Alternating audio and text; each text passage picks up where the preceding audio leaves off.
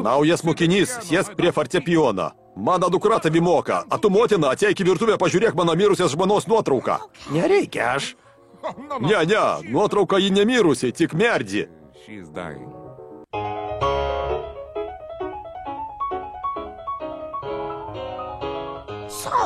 Kiek kainuoja pamokos? Aš duosiu tai, ko nori tu, o tu duosi tai, ką noriu aš. Atleisk, ar mano balsas skambėjo grėsmingai? Su ruštišku akcentu tai dažna. Tikiuosi prašysit ko nors PK, pirago arba kekso. Štai mano pasiūlymas. Mano dukra duos pamakas, o tu mokysi mane vairuoti. Gali tekti burbėti. Sutarta. Atšveskim su degtinė. Dabar važiuojam.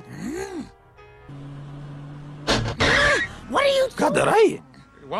Noriu važiuoti atgal, kaip rusų ekonomika prie Putino. Baik juokaut apie Putiną. Kalbi kaip policija prie Putino.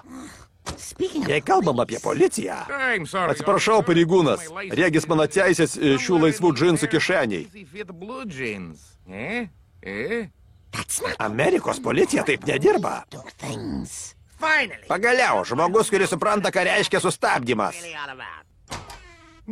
Pone Mardža, aš laikiau vairavimo egzaminą. Išlaikei? Daugmaž. Jei suvalgysiu apelsino skiltelę, viskas sprogs.